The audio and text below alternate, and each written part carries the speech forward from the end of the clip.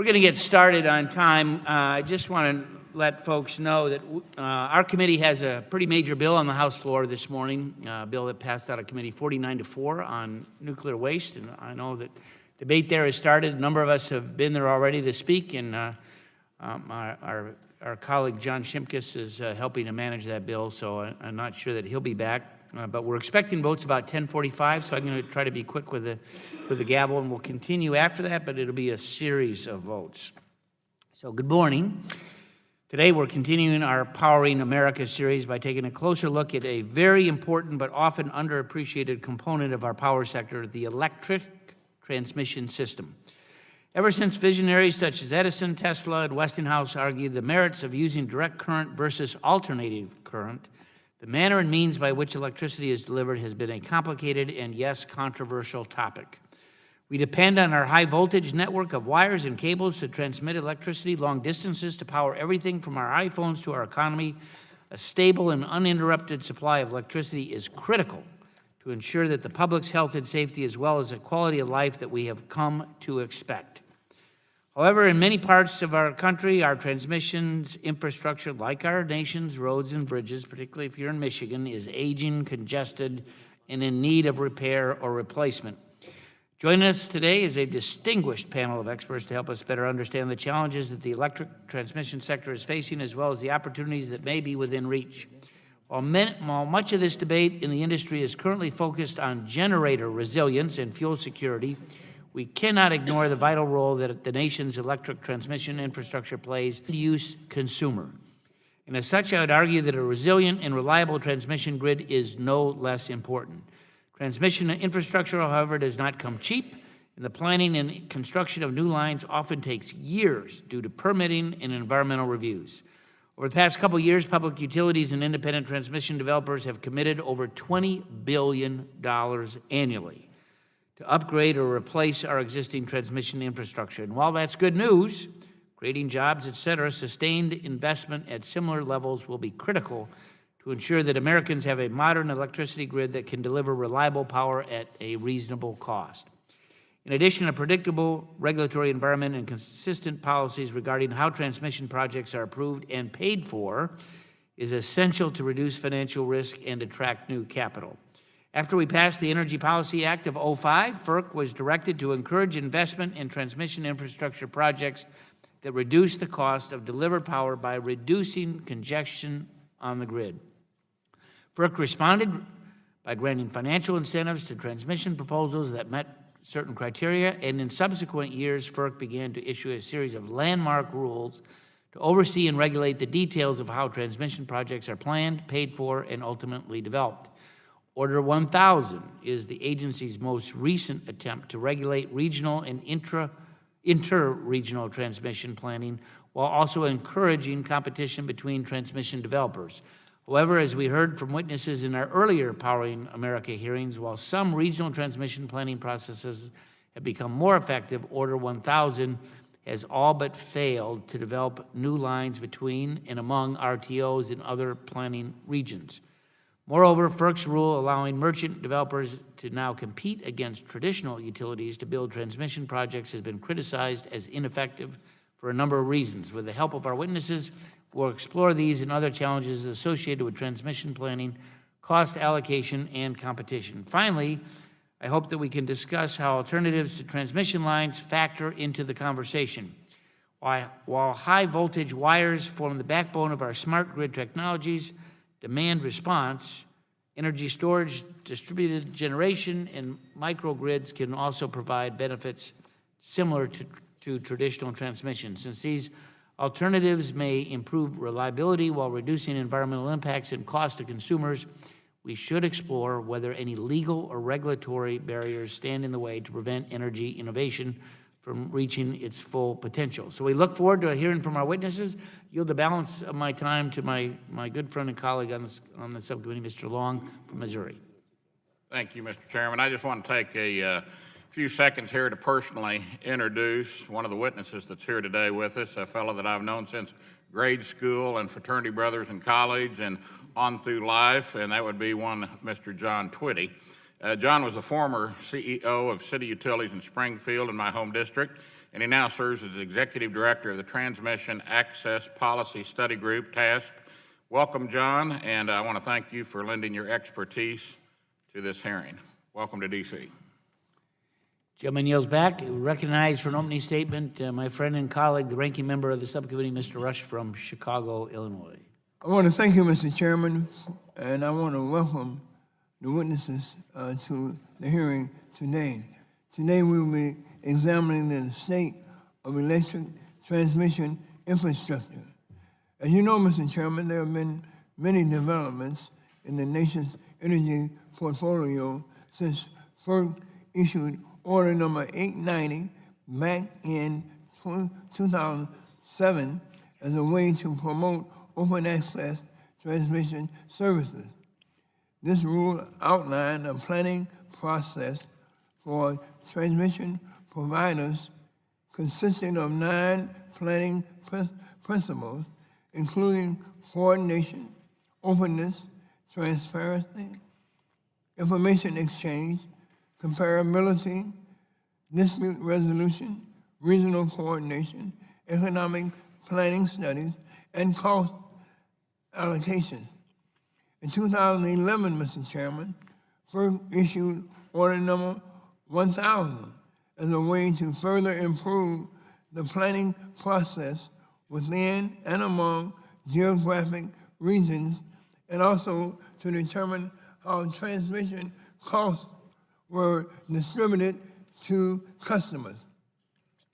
Order 1000 was also issued to provide additional opportunity for non-incumbent transmission developers to compete to build projects within the service territory of incumbent utilities. Mr. Chairman, in reviewing this policy, it appears that the results have been mixed in regards to how successful it has been in achieving its goals. We are in the midst of a rapidly changing energy landscape, reflected in part by the emergence of renewable energy sources, low-cost natural gas, state-led renewable portfolio standard goals, as well as an increase in energy efficiency initiatives and an overall reduction in energy demand. Mr. Chairman, shifting consumer behavior is driving many of these changes as customers demand cleaner forms of energy along with new tools to more responsibly use the energy they consume, both as a way to save money and as a way to save the environment. Traditional methods of buying and selling energy are being disrupted by demand response programs and emerging technologies such as energy storage and distributed energy systems allow consumers to produce energy and sell it back to the grid. Mr. Chairman, based on the testimony that we will hear today, it appears that there are some real concerns with Order 1000, and modifications may be needed to help meet its objective. If the goal was to provide a clear and collaborative inter- and intra-regional planning process with transparent and fair cost allocations in order to spur additional competition and increase investment in grid infrastructure projects, then it is less clear that if that objective had been achieved. While most of the witnesses believe that changes should be made, there is less consensus on what those changes should look like. So I look forward to engaging the panel today, Mr. Chairman, regarding the opportunities and the challenges surrounding Order 1000, as well as recommendations for improving this policy. With that, I yield back. Thank you. And the chairman of the full committee, Mr. Walden, is not here, so the chair now calls upon the ranking member of the full committee, Mr. Pallone, for a 5-minute opening statement. Thank you, Mr. Chairman. I want to welcome our excellent panel of witnesses. In particular, I'm pleased we have Ralph Izzo, the president and CEO of PSE&G here today. Ralph and I have worked together and known each other for many years, and I value his opinion and appreciate the service that PSE&G provides to my constituents and to our state of New Jersey. The network of transmission lines are truly the backbone of the power system, and these transmission lines are critical to providing reliable electricity. But just like any large conspicuous infrastructure project, transmission projects are rarely free from controversy, and in densely populated areas such as we have in the Northeast, allocating space for any new infrastructure is often a challenge. The electricity sector is undergoing tremendous change. There are new technologies and growth in distributed generation.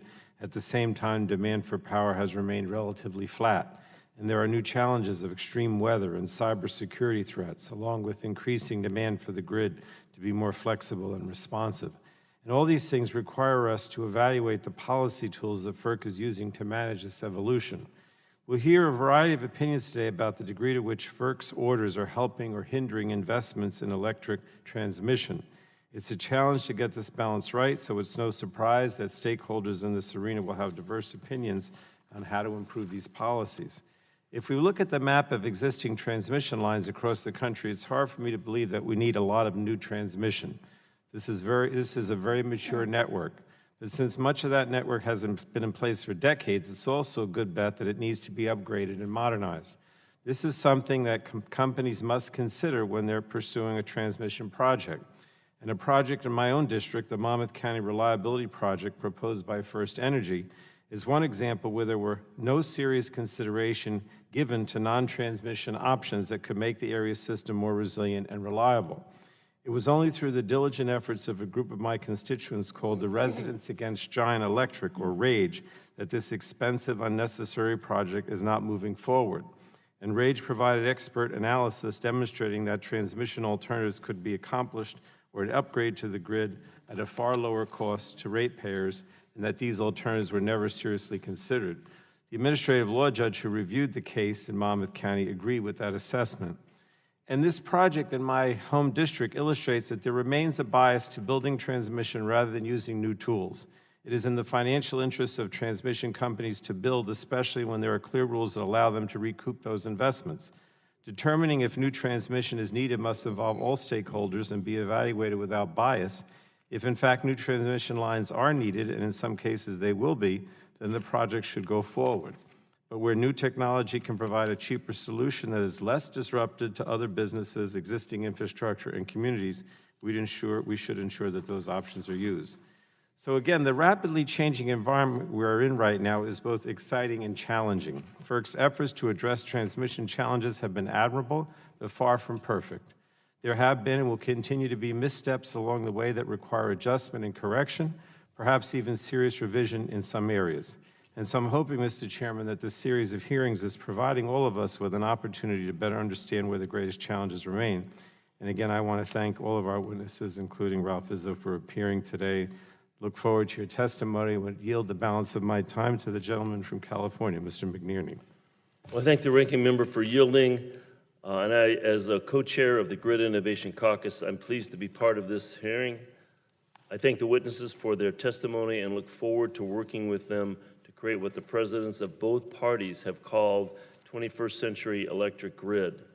Congress needs to address the requirements of an evolving grid, including advances in technology, consumer adoption of distributed generation, and increasing cyber threats to this backbone of American industry.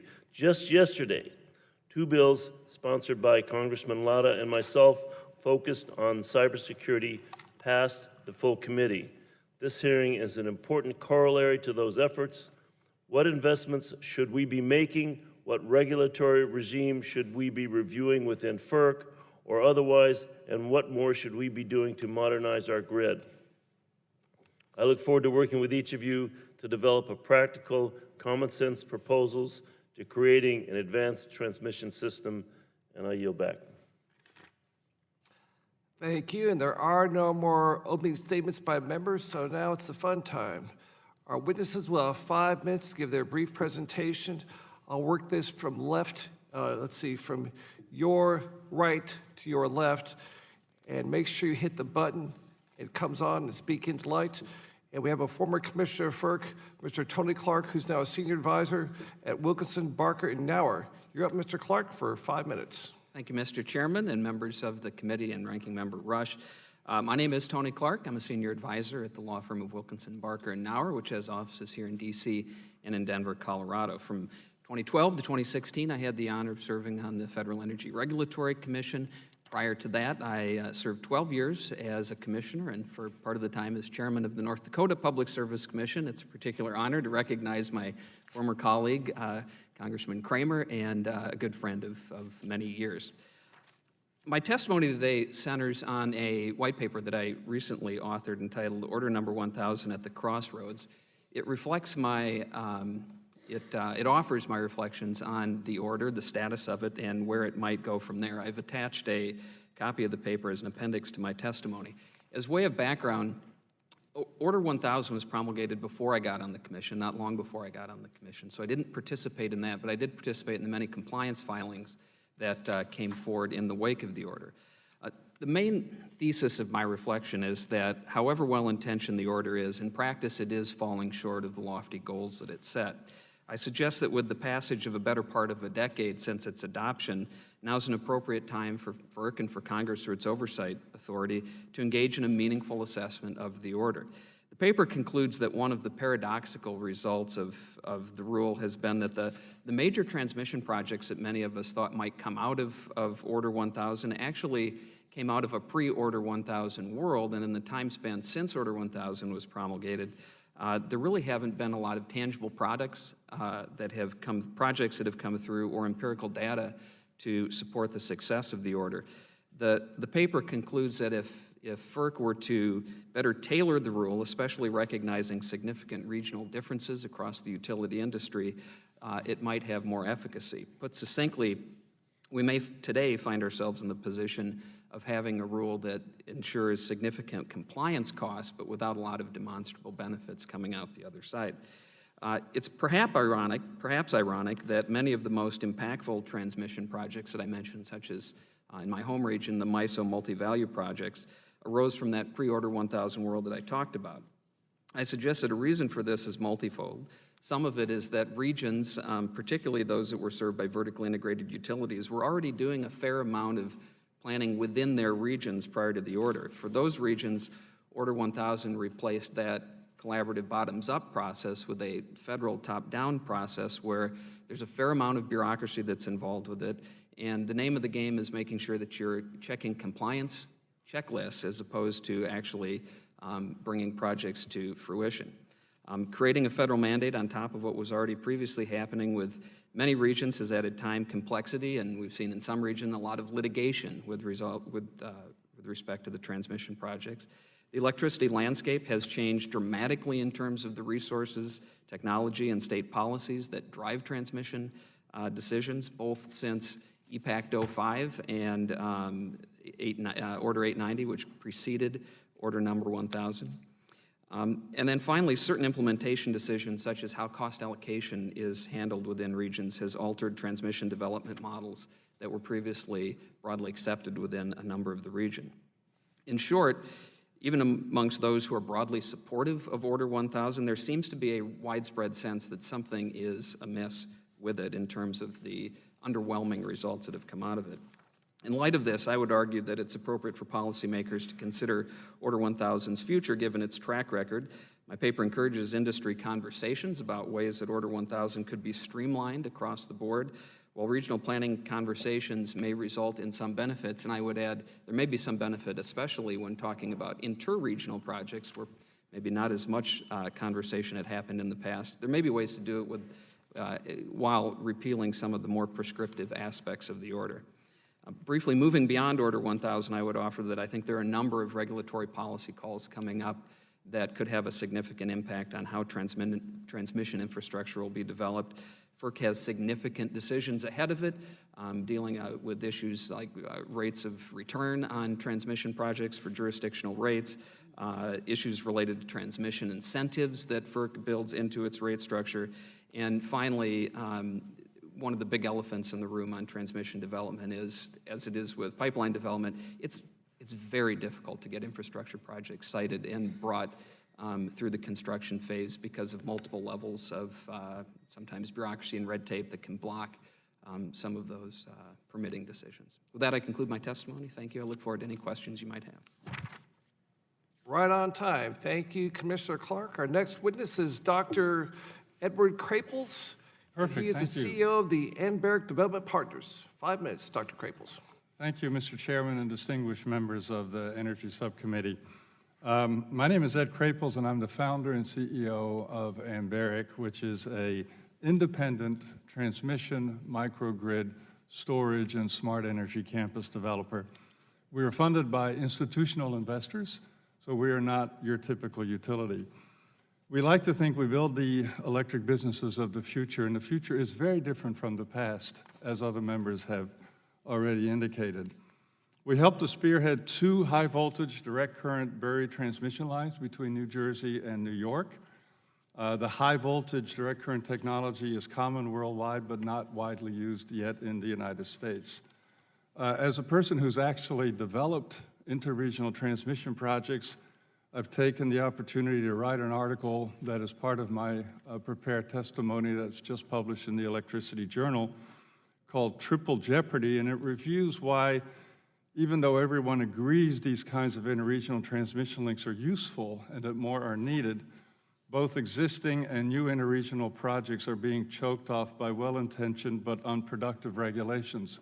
Some of these stem from Order 1000 and the inability to implement Order 1000 in a way that's sufficiently prescriptive to handle the many issues that arise when interregional transmission projects are proposed. I'm here this morning, however, to discuss a really important new opportunity in our power industry. Federal energy and environmental policy can accelerate what promises to be a once-in-a-generation chance to launch a new domestic industry, and that is offshore wind. If we do it smartly and thoughtfully from the start, the key to success is to plan, design, and build shared, independent offshore transmission, ocean grids, in a thoughtful way in each of the participating coastal states. The federal government obviously has a huge role in this through the BOEM and FERC procedures that have to be implemented as part of this plan. Why are these planned and independent ocean grids so important? Because after years of development in Europe, technology has pushed the price of offshore wind down to super competitive levels. With that, American offshore wind is now a natural component in the administration's energy dominance strategy. It is indeed fuel from heaven, and its time has come. However, as with all large-scale energy resources, indeed with any important new industry, the business, financial, and physical platform on which it is built must be carefully designed and developed. Unfortunately, some ideas about offshore wind would jeopardize the ability to realize its full potential. Early policy proposals in Massachusetts, New York, and New Jersey explicitly would give generators the exclusive ability to own the transmission lines that take offshore wind to market. These proposals have been promoted by giant, largely European wind developers that would get America's offshore undertaking off on an anti-competitive and wrong footing. It's obviously in their interest to control as much of the access to the onshore grid as possible. If we allow that to happen, we will lose the kind of competition that will further lower offshore wind prices. We will lose more fishing grounds because there are more subsea cables than necessary. We will lose control over a substantial portion of our own coast. A proliferation of cables would displace and distress marine life during construction and operations and make it hard to avoid estuaries and navigate sensitive shoreline points of entry. It will undermine an industry in a vital period of its growth. We are proposing in our ocean grids a smaller number of large collector stations that are placed at the edges of the offshore wind farms. gathering the electricity from multiple wind farms and bringing it to shore via the minimum number of transmission cables buried in the seabed. These cables would be buried under the ocean floor and sized for multiple wind projects, and it could be either direct current or alternating current, depending on the distance to shore. If we do it right, we'll create an industry and tens of thousands of 21st century jobs. We'll create competition between generators, and it is that competition that will bring the price of offshore wind down to market levels. I will close by saying that in Europe today, offshore wind auctions are yielding prices of 4 to 5 cents per kilowatt hour, which is pretty close to the market price. Thank you very much. Thank you, Mr. Craples. Our next witness is Jennifer Curran. Jennifer is the Vice President, System Planning at Mid-Continent ISO, but most importantly, she's a graduate of Rice University, my alma mater. Woo. Go Owls. Go Owls. 5 minutes, ma'am. Good morning, Vice Chairman Olson, Ranking Member Rush, and the members of the subcommittee. As noted, I'm Jennifer Curran, Vice President of System Planning for the Mid-Continent Independent System Operator, or MISO, as we are more commonly known. I appreciate the opportunity to be here with you today as you examine the state of the nation's electric transmission system, and I hope the insights into how MISO plans transmission are useful to you as you work to shape U.S. energy policy. MISO is a 501c4 not-for-profit social welfare organization with responsibility for ensuring the reliability of the high-voltage electric transmission system to deliver low-cost power to customers. That mission is reflected in our approach to transmission planning. We seek not to minimize the cost of transmission, but rather to identify transmission which maximizes value to customers in the form of overall lower total energy costs. The system that MISO manages is geographically the largest in North America. It spans from Manitoba in Canada down through all or parts of 15 states to the Gulf of Mexico. As you might imagine, a geography that wide presents a lot of diversity in resource types, weather, state policies, and consumer preferences as it relates to electric supply. Transmission is a key tool to optimize that diversity for the benefits of customers. That diversity also presents challenges as we seek to design transmission plans and probably most importantly, determine who will pay for them. Even prior to Order 1000, MISO was planning not just for reliability, but also for economics and public policy.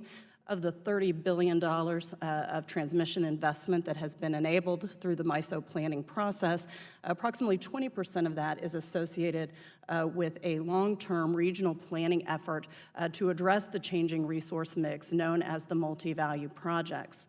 The multi-value project portfolio is a set of 17 projects that are distributed widely across the north and central regions of MISO. They provide benefits of 2 to 3 times the cost, predominantly in the form of access to existing and new low-cost energy resources, and reliably enable the renewable portfolio standards in the Midwest. Transmission, like the multi-value projects, is a longer-term view. We are about halfway through the implementation of the multi-value projects, with the final project scheduled to go into service in 2023. In the meantime, as has been noted, we continue to see a great deal of change in the electric industry. So where do we go from here? I think the challenge in front of us is probably best described by the 2 questions I get most frequently about transmission planning. MISO, why have you not developed the next set of regional and even interregional transmission? And MISO, why are you thinking about additional transmission that we clearly won't need? So that dichotomy is clearly representative of the diversity that I mentioned, and that diversity becomes even broader as we expand beyond the regional boundaries and plan with our neighbors. But it's also reflective of the uncertainty of the future as it relates to electricity. The MISO planning process uses a scenario-based approach. We try to bound the potential outcomes of the future and then look for transmission projects that will be valuable in all of those futures.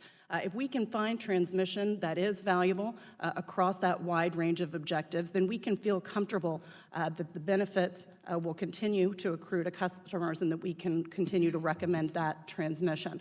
We often refer to these as no regrets projects. We have a lot of planning to do to determine whether there is a future set of transmission that has benefits in excess of costs, and probably most critically to come to consensus on who will pay for that transmission, who sees the benefits and believes that the cost they will bear will be in line with those benefits. Nonetheless, I believe that regional and interregional transmission will be a critical part of the overall solution set as we seek to ensure the reliability, the efficiency, and the resilience of the electric grid into the future. Thank you.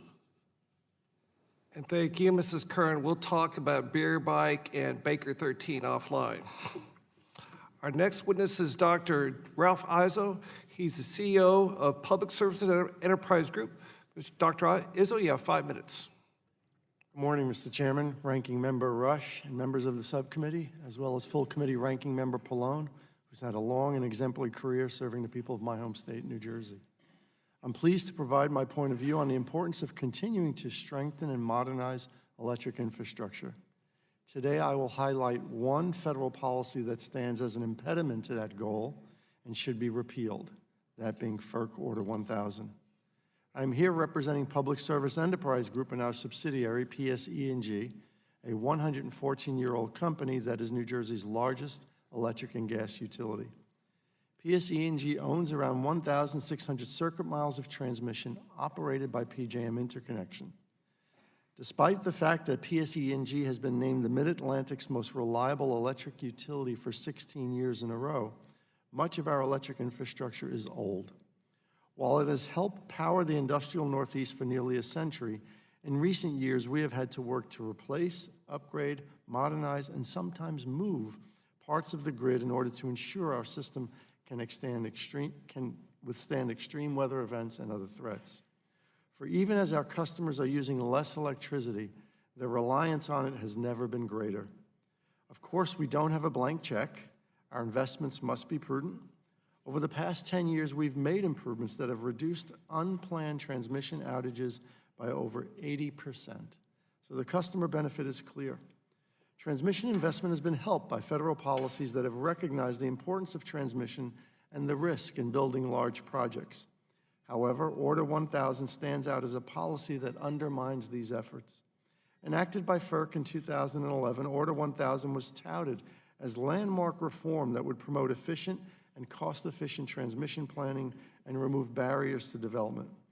But in the 7 years that we've been living under Order 1000, the promised efficiency looks more like confusion, controversy, and chaos. Regional grid operators have begun to voice their views. PJM CEO Andy Ott last year called Order 1000, and I quote, a solution in search of a problem that is creating more of a challenge. Southwest Power Pool CEO Nick Brown said it created, quote, more overhead and more uncertainty. Our main experience with Order 1000 has been through a competitive solicitation launched by PJM in 2013 for a project to solve voltage issues in southern New Jersey. To call the process a mess would be generous. PJM made an initial decision and then reversed itself. Disputes cropped up between states and stakeholders that the RTO had to mediate. PJM found itself having to make judgments outside its expertise, for example, on which alternatives might secure environmental permits, or how to interpret the fine print and exclusions when a developer says it will cap construction costs. 5 years into the planning process, we still do not have a constructed project to address a major need on this part of the grid. And across the country, other red flags continue to appear. No region outside organized markets have even attempted to administer an Order 1000 bid. The Southwest Power Pool spent $5 million on a competitive process for an $8 million project that was deemed unneeded and never built. The California ISO awarded a project to a partnership between a foreign developer and another entity, only to see the developer go bankrupt. Mr. Chairman, after 7 years, these can no longer be called growing pains. But even beyond the chaotic implementation of Order 1000, there lurks a more fundamental concern. Order 1000 tends to drive short-term Band-Aid fixes for the grid. Projects that solve multiple problems and provide long-term value tend not to move forward because they are ruled out as being too costly. Competition is a positive force, but the goals must be set to achieve the outcomes we want. People and businesses depend on an efficient electric system that is resilient for the long term against an array of very real threats. Leaving Order 1000 in place risks our ability to achieve that end. Thank you. Thank you, Dr. Izzo. Chair now calls upon John Twitty, as was mentioned by my colleague from Missouri. He's Executive Director of the Transmission Access Policy Study Group and a dear friend of Mr. Long. So offline, you probably have some stories about him that we'd all like to hear. Have 5 minutes. Chairman, indeed I do, but... Well, good morning, Mr. Chairman and members of the subcommittee. I am John Twitty, Executive Director of TAPS, the Transmission Access Policy Study Group. Our association has been active here in the Capitol and at FERC protecting the interests of transmission-dependent utilities. We represent municipal utilities, joint action agencies, a rural electric cooperative, and an investor-owned utility, serving about 1,200 utilities with retail customers in 35 states. As load-serving entities dependent upon the transmission facilities of others, TAPS members recognize the importance of a robust grid and have long advocated policies to get needed transmission built, but are keenly aware that expansion must be achieved at reasonable cost. By enacting Section 217B4 of the Federal Power Act in 2005, Congress gave FERC clear instructions on transmission planning and expansion. FERC is directed to facilitate planning to meet the reasonable needs of load-serving entities and enable load-serving entities to secure long-term firm, physical, or equivalent financial rights for long-term power supply arrangements made or plan to meet their service obligations. These directives translate into steps FERC can and should take regarding transmission planning and investment, but that is not happening to the degree necessary to meet Congress' mandate. First, the grid has to meet the needs of load-serving entities. Although FERC has established rules for an open and transparent transmission planning process, even FERC has recognized that this is not happening consistently. We are particularly concerned that transmission-dependent load-serving entities do not have a seat at the table the way they would if they shared ownership in the grid. Joint transmission ownership arrangements where all load-serving entities share ownership of the grid, which have occurred in many states, have a long history of ensuring that the transmission needs of all load-serving entities are met, consistent with Section 217.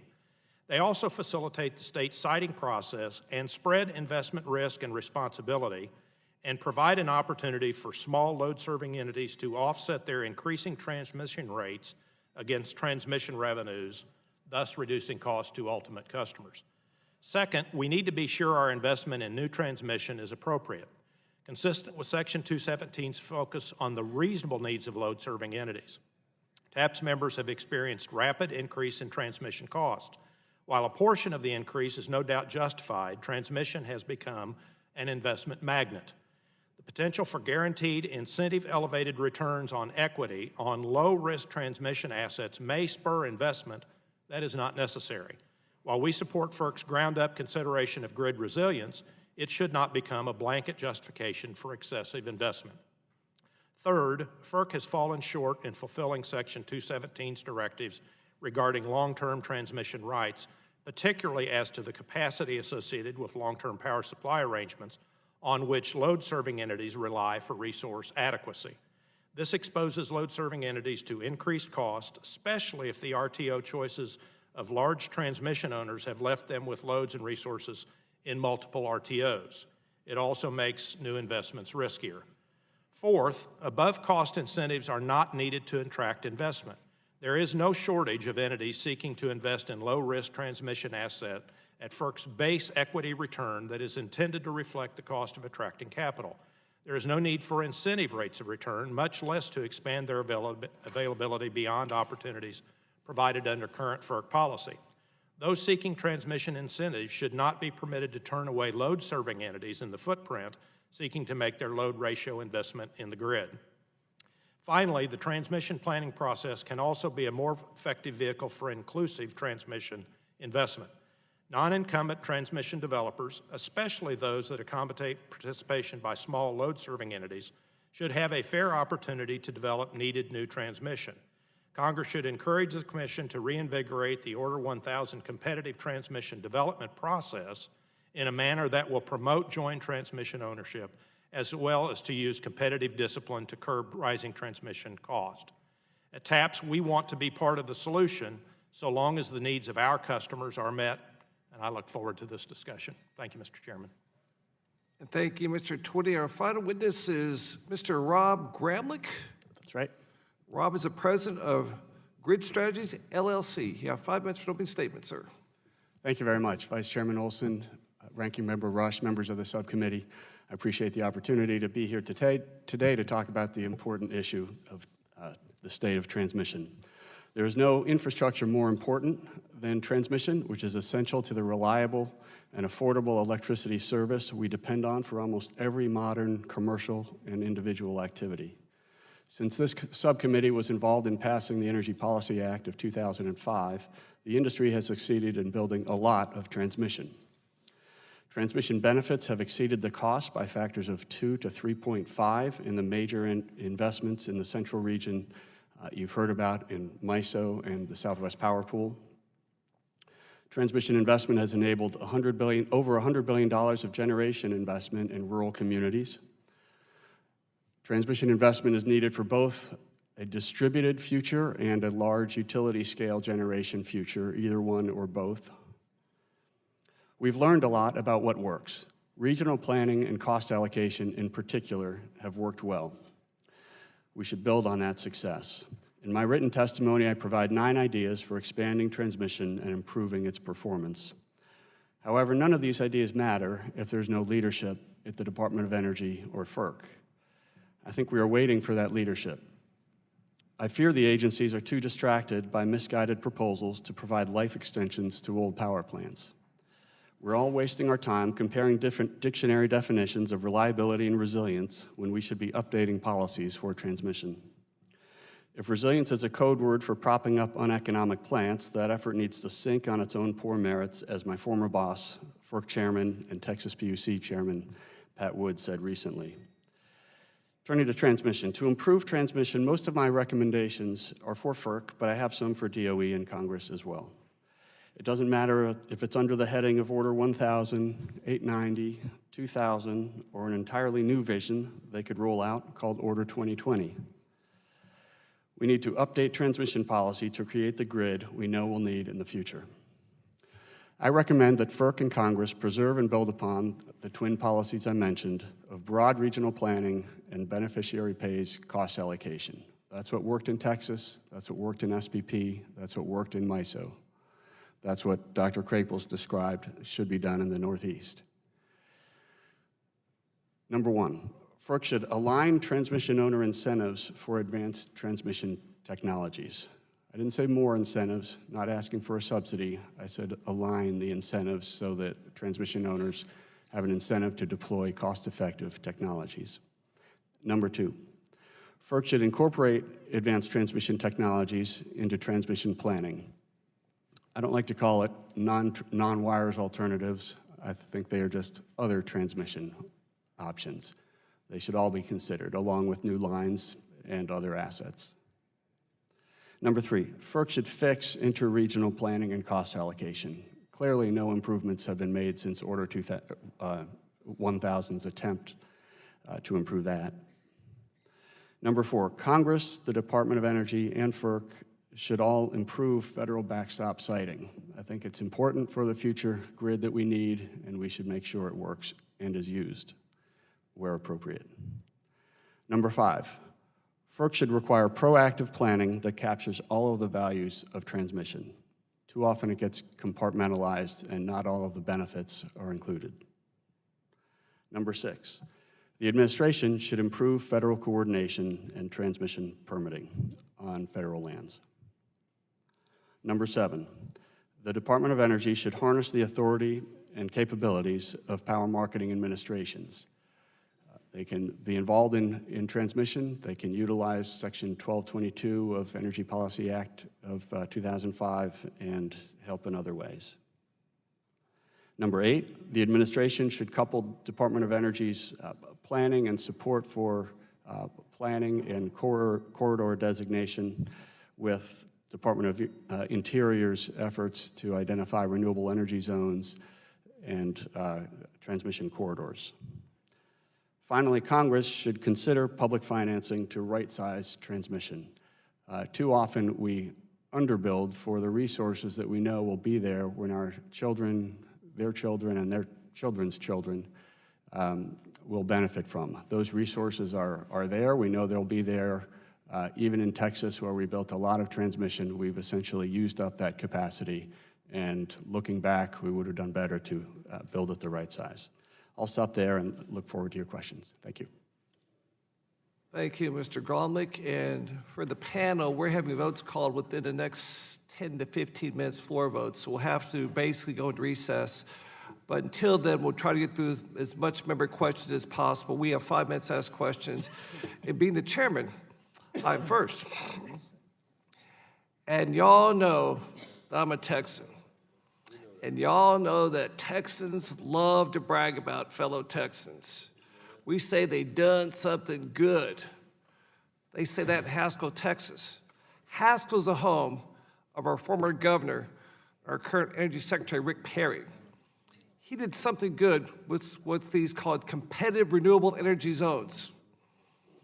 He used those to fix the problem we had in Texas, a big problem.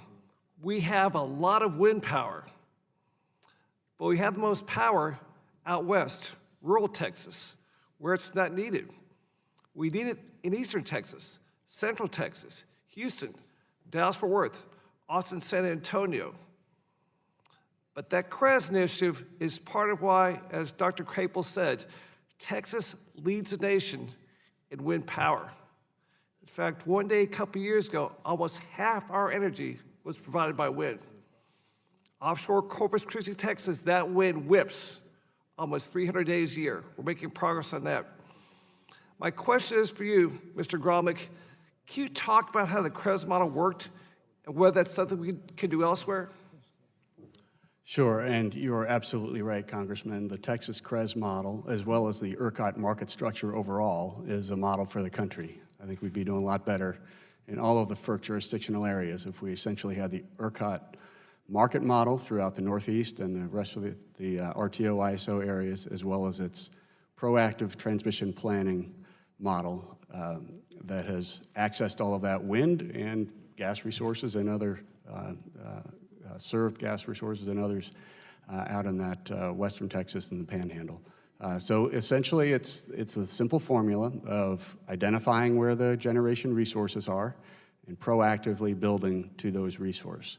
The alternative that is too often used in many other places is just to wait one by one for all the little projects to connect and no one of them are going to build the transmission that are needed. So you need to proactively build and right-size the lines to the resource area. Thank you. And Doctor, would you like to add anything? Dr. Craples, you're the wind expert about the CREZ model in Texas, how that worked out, the CREZ model, sorry. Totally agree. And in the Northeast, we're looking at a wind resource offshore that could be 10 to 20,000 megawatts, Texas-sized, Mr. Chairman, Texas-sized. And yet— That's very big. That is very big. It represents a capital investment opportunity of $30–40 billion, big even by Texas standards. And yet our transmission policy in the Northeast is the opposite of that of Texas. It is let the generators build and own the transmission, which seems almost insane to me. We should do what Texas did. We should learn from Texas and build the transmission and plan the transmission first and then let the generators compete like hell to get access to that transmission. That's what you did, and it works great. This is a great hearing so far. My last question to you again, Mr. Gromlich. You recently wrote a white paper about new technologies that can optimize the transmission system at a much lower cost than building new transmission lines. Can you briefly describe how that will work and how compare that for the cost to the consumer, what the benefits are of your white paper, your plan? Yes, thank you, Congressman, for the question. I formed a coalition called the WATT Coalition, working for advanced transmission technology, and we put out a white paper where we were thinking in part about wholesale customers and thinking we do need more transmission, but we should also make sure that the existing grid is used as efficiently as possible. And many of these new technologies actually weren't really commercially available when the Energy Policy Act directed FERC to promote them back in 2005. And so there's an unfinished chapter in the implementation of Congress's act, and that is on the operational side, the utilization of the existing wires. A whole lot was done on incentives for new transmission, but nothing was done on utilization. And so again, we're not asking for more incentives necessarily, just alignment of incentives and inclusion into the planning process. Thank you. I'm running out of time here. One question for you, Mr. Clark. I'd be curious to know if you think regulators are doing a good job of keeping up with emerging technologies in the transmission or distribution space. Grade A, B, C, D, or something below that. I'd say it's incomplete, if that's an answer. Part of the challenge when we talk about regulators is you're looking at multiple jurisdictions of regulatory authority. So unlike the case of Texas, where you have a wholesale regulator that is both the retail regulator and the wholesale regulator, for most of the rest of the country, it's very difficult to bridge some of those divides. It's just the way the jurisdictional nature plays out.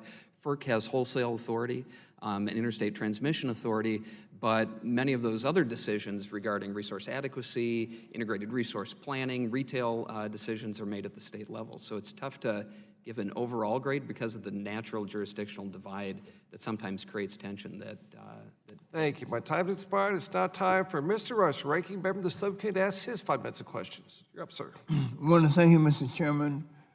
Mr. Graham Link, as I mentioned in my opening statement, we're moving into a new energy paradigm where advanced technologies such as distributed energy, microgrids, and energy storage are increasingly being developed and coming online.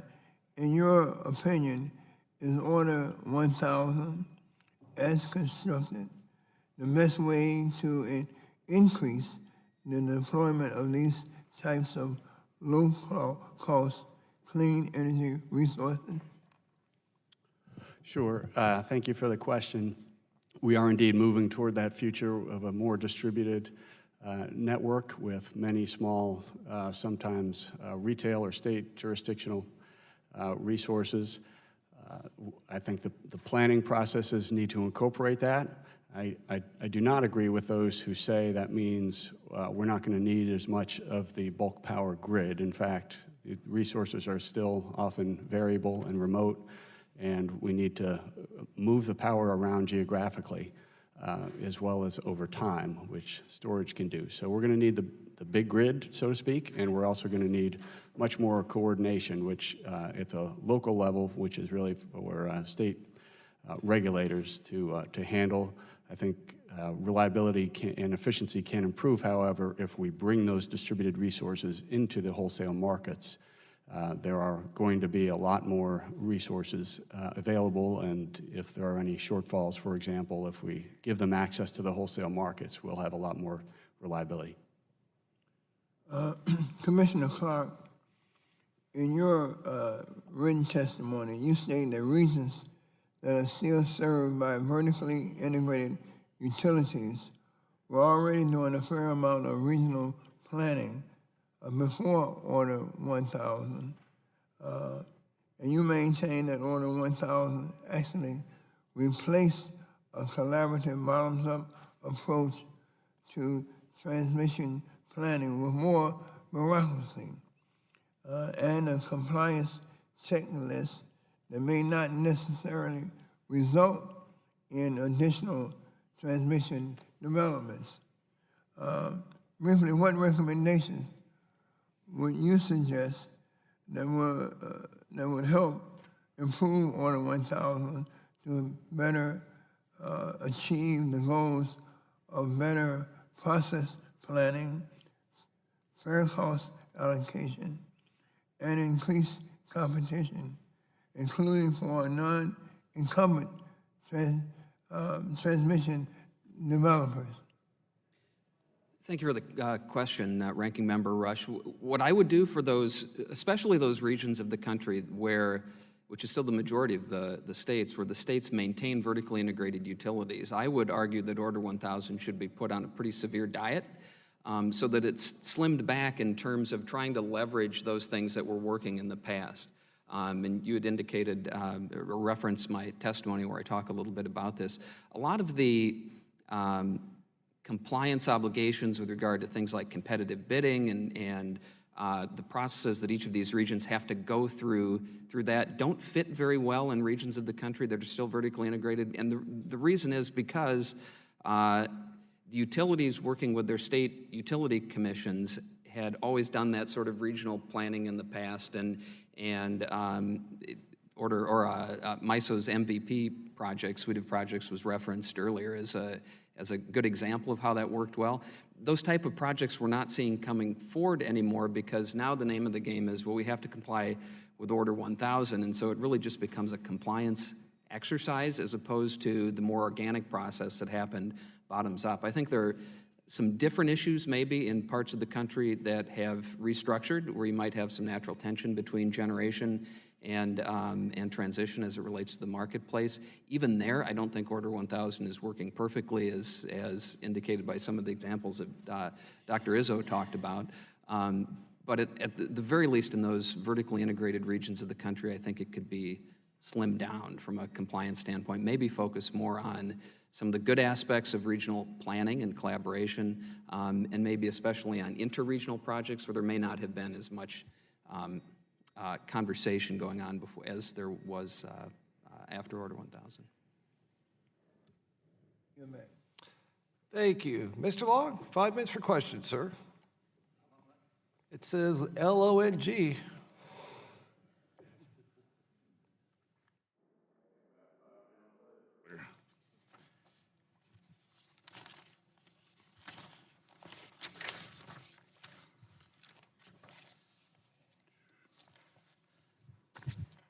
I think I'm ready to start now.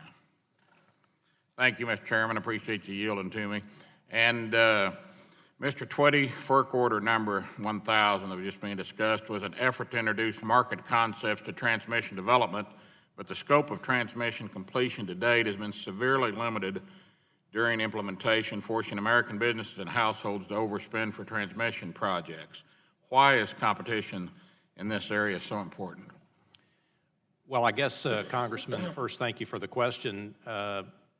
We all believe that competition brings lower prices and better services. Whether that can happen in a commodity like transmission, or for that matter, other aspects of the electric business, I think is still a question out for debate. I think it's clear that we have to pay more attention to how transmission gets built, how its ownership share is divvied up, what the rates of return are that are provided to the people who are building it. And as I've suggested, there are lots of folks out there who don't have the opportunity to participate in the ownership, and in some cases even the planning for these projects. I would suggest that if you really believe in competition, you really believe in having a grid that's right-sized, that everybody should be at the table. Whether we like Order 1000, the way it was written, or the way it's been implemented is a good question. But clearly, you think it should be re-examined or repealed? Well, yeah, I don't think there's any repealed altogether. Yeah, no. I think there are some good aspects of Order 1000, but I think it's not working the way it was intended. And if more people were a part of the planning process, really a part of the planning process, really a part of the ownership structure, I think we would have a better outcome than we do today. According to your testimony, TAPS members in the Southwest Power Pool have seen an average annual rate increase of 17% for the last 5 years. That's annually. A few weeks ago, the FERC commissioner sat at the same table where you folks are sitting today, and I told him that your former employer, City Utilities of Springfield, has studies that show the costs are substantially higher and than other customers in the SPP. What needs to be done either by Congress or by FERC to fix this trend of such high annual rate increases for my constituents in Springfield, where you live? Well, I think I mentioned in my testimony the rates of return that are offered by FERC today are pretty attractive. I think we probably all agree that if we had our 401ks and our IRAs invested at those guaranteed rates of return, we'd be pretty happy. So I think that needs to be addressed. As I suggested, I don't think there's any need for incentives on top of those guaranteed rates of return. So I think that's a big piece of it. The bottom line, as you mentioned, real customers paying real utility bills, like everybody in the room, pay these increases. And I would suggest that if it wasn't for abnormally low natural gas prices today that are masking lots of these problems, people would be at your doorsteps wanting solutions, and they'd want them pretty doggone quickly. Talking about transparency for a moment here, how would greater transparency in the planning process of transmission building impact the cost of those transmission services? Well, I guess I think that by transparency, we're including a number of things. If we have more people at the table who are actually using the transmission grid, I think it's going to help the right-sized grid be built. I think it's going to impact the siting process. I think Commissioner Clark mentioned earlier, the siting process is probably the most critical aspect of building any of these kinds of projects. I've been somebody that's knocked on people's doors asking for rights-of-way, and I can tell you that if you have mayors, you have elected members of boards of public utilities, for instance, that are part of that process, it's going to be a better process. It's going to get the right thing built. It's going to be done as quickly as possible, and all of that translates into lower cost. You mentioned in your testimony that grid resilience should not be justification for excessive investment. In our recent hearings, the concept of grid resilience has been described as a crucial characteristic our energy system needs. Can you explain what you mean by that? Well, resilience seems to be the word of the day in our business, and there are so many risks, many of them presented through cyber threats, where we need to think about how the grid gets built and how the grid gets put back after an outage. We'd probably all agree pretty easily on what resilience is, particularly those people who have been, like Dr. Izzo, running a utility today. But we shouldn't let it be the end-all, be-all to build something that you can't cost justify.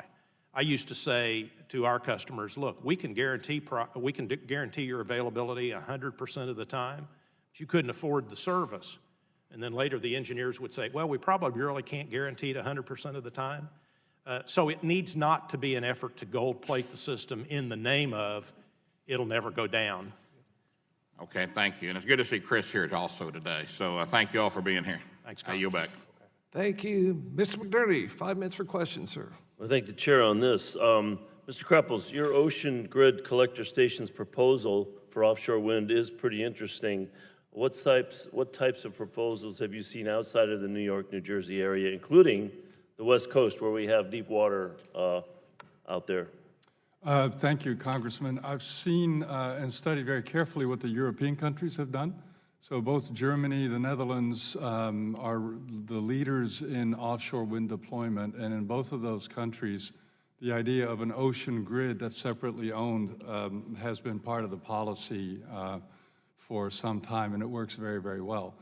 In California, I think it would be wise to look at the offshore in the same way that Texas looked at the upstate. It's a region with unlimited wind energy potential. Floating storage wind turbine technology is evolving so quickly, I think it will be economic within the next few years. And thinking about this from a grid standpoint, build a grid that maximizes the benefits to consumers would be the right way to go. Thank you. Do we in Congress need to do something such as pushing the BLM's offshore federal land leasing to be structured so that neighboring wind farms can use a shared infrastructure? I think that would be extremely helpful. Right now, each wind generator can build its own transmission line to shore, but once they do that, that place on shore is occupied by that generator for the rest of time. So thinking it a little bit more holistically would be very wise. Thank you. Mr. Gramlich, You mentioned earlier that FERC does not need to grant more incentives, but to better align the incentives that we already have. What are your suggestions on how to go about doing that? Thank you, Congressman. There are examples from other countries that we're currently looking at and trying to work with a number of transmission owners on, as well as FERC staff and others. In the UK, for example, when there is congestion, the transmission owner has an incentive to reduce that congestion. So thereby the savings are shared between customers and shareholders. So that concept, I believe, could be applied here in the U.S. It's not an easy task to implement these forms of performance-based regulation, but I'm optimistic that with a lot of the best minds from the transmission industry and regulators, we can figure it out. So I'm kind of interested in the DC overlay idea. What would be the next steps to get that to happen? Number one, having people like you say that's an important thing to do, so thank you for that. Having FERC and the Department of Energy take interest. I do think there is a very interesting study that I cited in my written testimony called the SEAMS study that a number of national labs are working on that has been partially released but not fully released, and that will be a great model. So when that comes out, I think facilitating a dialogue on how do we get that type of grid would be very worthwhile. Right. Well, you mentioned that there's a lack of private market interest in the public in financing high-capacity versions of the line, such as the Texas Competitive Renewable Energy Zones. Public financing to the right size may be appropriate. Can you discuss more about how such would be structured so that we don't build excess capacity needlessly? Thank you for that. Yes, there's always a risk in regulated industries of overbuilding, and you need to think about that. But in this case, we know where the resources are, right? The wind resources, the solar resources, geothermal, you name it. These are location-constrained resources that haven't moved over generations, and they're not going to move over generations. I submit we shouldn't be that worried about overbuilding to access those resource areas. Our great-great-great-great-grandkids are going to benefit from whatever we do to build out that network. Interesting. I'm going to yield back in the interest of time, Mr. Chairman. Thank you. As a reminder, votes are about to be called. My intention is to alternate between Republican and Democrat until we have to go vote. We'll recess for maybe a half an hour, 45 minutes, and come back if we have to. What? Oh. Adjourn, okay. Okay, next member to ask questions is Mr. Griffith from Virginia. Thank you very much, and in the interest of time, I'm going to send some questions afterwards, as we're allowed to do within the next 10 business days, and I will do that. But I'm going to ask one question live, Mr. Twitty, because I represent AEP country in Southwest Virginia, and you mentioned that AEP's zonal transmission rate has significantly increased about 15% per year over the past 6 years. I'm wondering if you can explain that to the folks back home, and then answer the question that's obviously a significant increase for customers in my area. Are there sufficient consumer protections in place to prevent unnecessary investments in the future? So first explain why it's going up so much, and then if you can do it quickly, and then what do we need to do to protect folks?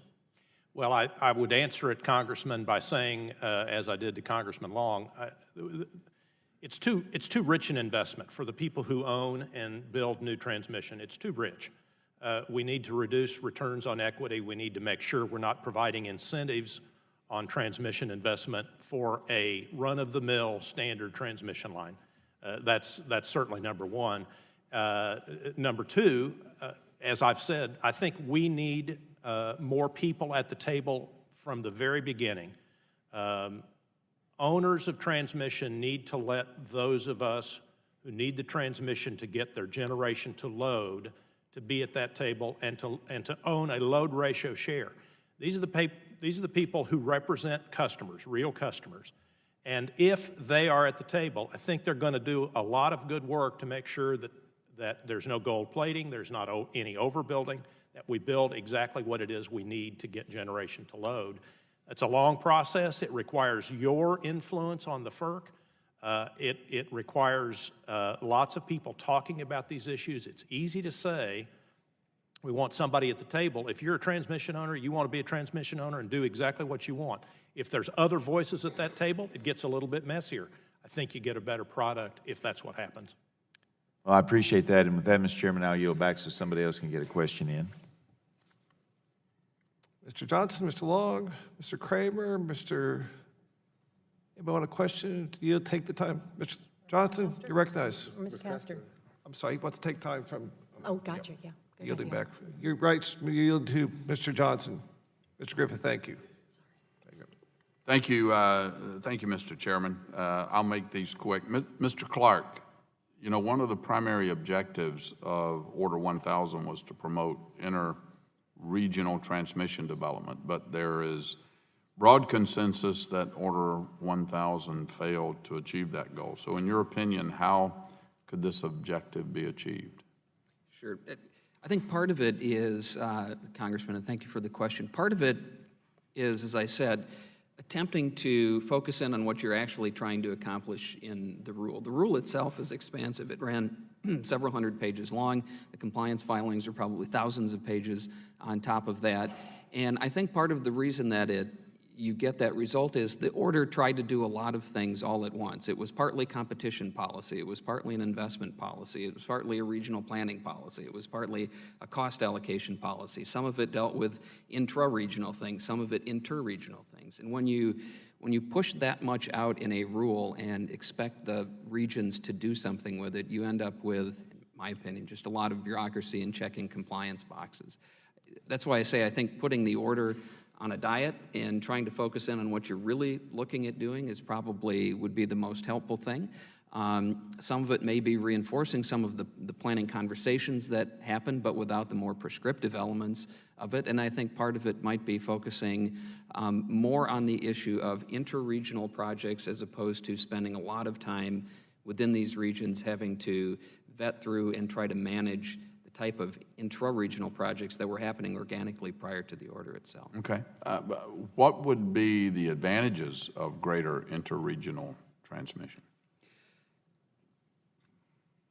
Because you have an interconnected grid, both in the west and then in the eastern interconnect, there may be certain projects that serve a broad regional benefit that have benefit that accrues to many times over. But if you're only looking within your region, you might not see the value of the benefit of those particular lines.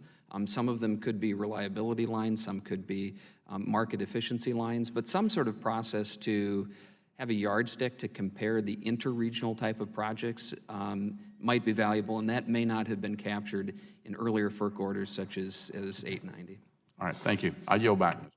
Thank you, Mr. Johnson. Ms. Castor, 5 minutes, ma'am. Thank you, Mr. Chairman. Thank you to all the witnesses who are here today. We recently in the Oversight and Investigation Subcommittee had an oversight hearing on the state of the grid in Puerto Rico.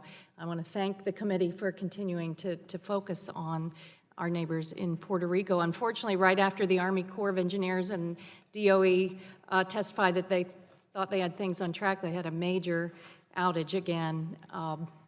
So I'd like to ask you all to supplement the record with any recommendations moving forward there. Clearly, there's an issue on transmission and the need for microgrids and more resiliency there. But as we work to modernize the grid everywhere and deal with the cost of the changing climate and build in greater resiliency, we need to make sure we're taking advantage of non-transmission alternatives such as microgrid, distributed energy resources, and energy storage. Non-transmission alternatives not only have significant environmental benefits, but they can help prevent long-term area-wide blackouts after natural disasters like we saw in Texas and Florida and Puerto Rico this summer. We also need to be focusing on the needs of consumers and be a lot smarter. These non-transmission alternatives can be a great benefit to consumers. FERC orders 890 and 1000 recognize the benefits of non-transmission alternatives, requiring regional transmission plans to consider whether non-transmission alternatives can more efficiently and cost-effectively meet the needs of a region. But despite all of these benefits, these alternatives are not being utilized to the extent they should be, especially given how these advanced technologies such as energy, how advanced the technologies have become. So Mr. Gramlich and Mr. Twitty, do you think that if there was a stronger FERC order that required more than just consideration of alternatives, we would see greater use? And what are the barriers to broader deployment and utilization? I do. Thank you for the question. For reliability and resilience, you can improve both by better monitoring and control of the infrastructure. It seems obvious. We do it with just about every other form of infrastructure, with better monitoring and control systems and computing power all through our economy. We have these opportunities to monitor and control better, and that helps with reliability as well as efficiency. So transmission's no different. The only problem is it's a regulated industry. The incentives, as I said, are misaligned, and the planning requirements are not up to date with the new opportunities we have. Mr. Twitty's short answer. Congresswoman, thank you for the opportunity to respond to that. I would certainly agree with those comments.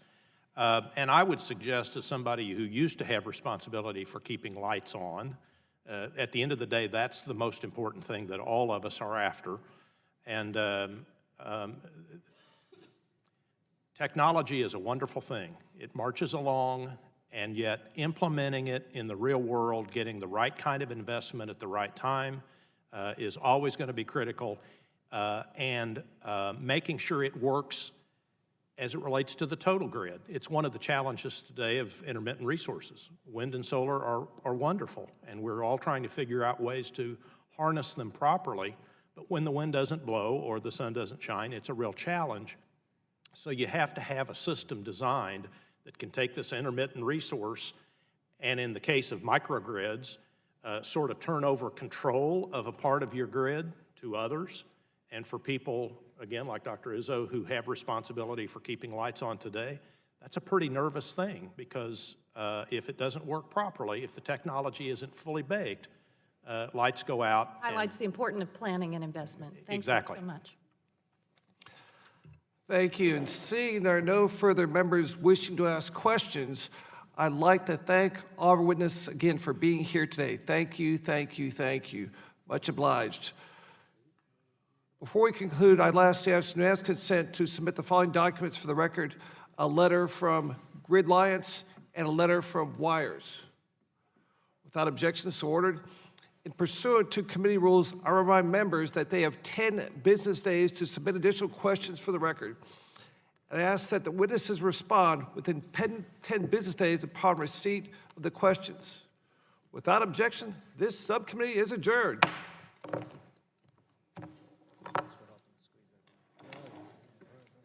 Crazy day. Run business.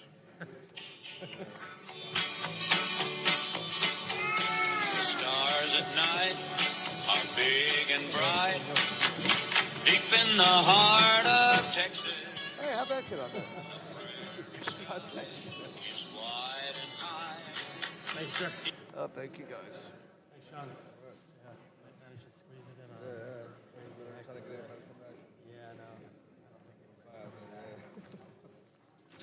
We're done. Hey, come